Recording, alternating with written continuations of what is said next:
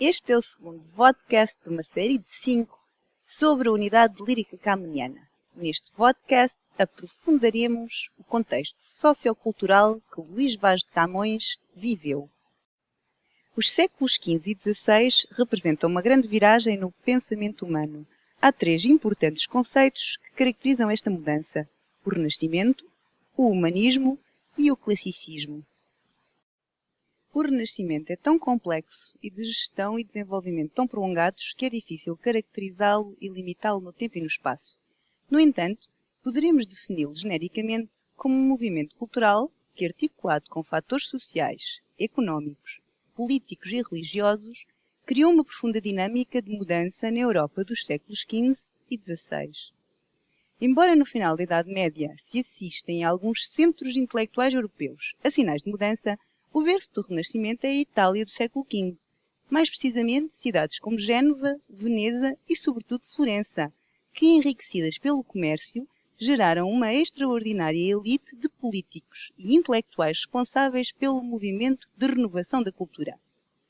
Da Itália e também da Flandres, outro importante centro de comércio e desenvolvimento artístico, o movimento expandiu-se por toda a Europa e atingiu o seu ponto culminante nas primeiras décadas do século XVI.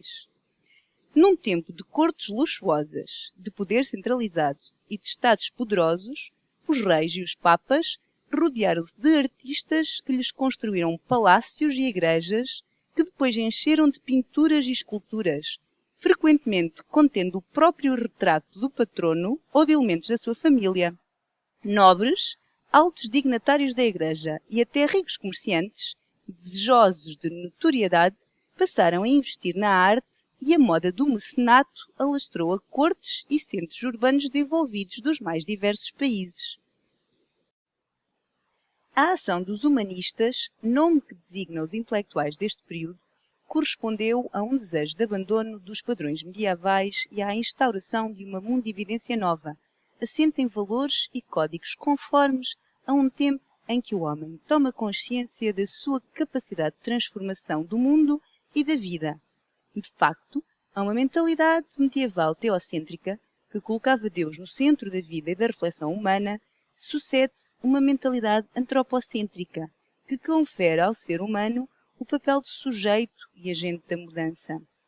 Ao contrário do homem medieval, que vê a vida como uma penosa passagem que tem como realização única o encontro com Deus depois da morte, o homem do Renascimento acredita em si mesmo e na sua realização terrena, pois o homem realiza-se na obra.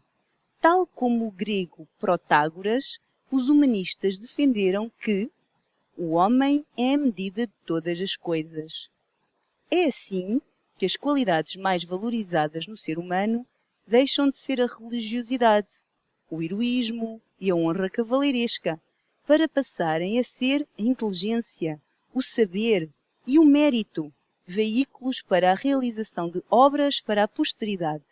Através delas, o artista liberta-se da lei da morte, tornando-se imortal ao mesmo tempo que imortaliza os seus mecenas ou os heróis e os feitos da sua pátria. A confiança nas capacidades humanas e a busca do saber e da cultura implicou a valorização da razão, por um lado, e da experiência, por outro. Ao espiritualismo medieval, o homem renascentista prefere o racionalismo. À crença em verdades impostas, prefere a certificação da verdade através da experimentação. Por isso, o Renascimento é um tempo em que o saber resulta do estudo conjugado com a experiência e, por isso, um tempo em que se lançam as bases do conhecimento científico. De entre as muitas descobertas que nessa época o homem realizou, os descobrimentos portugueses ocupam o lugar cimeiro. A verdade é que os navegadores portugueses e depois os espanhóis não descobriram apenas novas terras. Eles revelaram povos desconhecidos, plantas e animais nunca antes imaginados e, acima de tudo, desenharam o novo mapa do mundo. Tudo isto obrigou o homem europeu a repensar-se na sua relação com esse mundo tão extraordinariamente novo e diverso, e a valorização da natureza impôs-se. Neste mundo em mudança, as mais sólidas crenças são abaladas. Em 1517, na Alemanha, Martinho Lutero inicia o movimento de contestação da Igreja de Roma, que ficaria conhecido por Reforma, e que acabaria por dividir os países da Europa em católicos e protestantes. Em 1543, na Polónia, o astrónomo Copérnico defendeu a sua inquietante teoria do heliocentrismo, que vinha deitar por terra séculos de crença no centrismo da Terra. Foi ignorado, e 72 anos mais tarde, Galileu Galilei veio confirmar esta teoria, mas foi condenado pela Igreja, entretanto obcecada pela Contra-Reforma. Em meados do século XV, a invenção da imprensa atribuída a Gutenberg veio facilitar extraordinariamente a divulgação dos livros e, por isso, da estética renascentista e das ideias humanistas. Um dos principais vetores do Renascimento, e daí o seu nome, é a valorização e mesmo a imitação da antiguidade clássica greco-romana. Na Península Itálica, a presença das marcas arquitetónicas e artísticas do Império Romano nunca deixaram de se sentir e aqui e além, no final da Idade Média, inspiraram mesmo alguns arquitetos. Por outro lado, em 1453, com a queda de Constantinopla tomada pelos turcos, muitos helenistas fugiram para a Itália, onde contribuíram para o interesse pela cultura grega, sobretudo traduzindo obras dos clássicos helénicos. A filosofia de Aristóteles, muito influente na Idade Média, foi reapreciada, mas foi, sobretudo, Platão, o filósofo estudado pelos renascentistas, pois através dele foi possível fazer uma síntese entre o pensamento clássico pagão e o cristianismo. Deste modo, os autores e as obras greco-romanas passaram a funcionar como modelos a seguir, porque correspondiam àquilo que o pensamento renascentista mais apreciava: o equilíbrio, a harmonia, o respeito pela proporção, o realismo naturalista. O lema passou a ser: imitar os clássicos, imitar a natureza, paradigmas da regularidade, da harmonia e da serenidade, e a razão constituiu-se como elemento essencial na criação artística. Os arquitetos, os escultores e os pintores estudavam as proporções da natureza, sobretudo as proporções do corpo humano, e faziam cálculos matemáticos e geométricos com o objetivo de criar obras parecidas com a realidade, semelhantes às da natureza. A arte renascentista é, pois, naturalista. Artistas como Leonardo da Vinci ou Miguel Ângelo estudaram o volume e até a anatomia, e por isso os homens e os animais que pintaram e esculpiram parecem de carne e osso.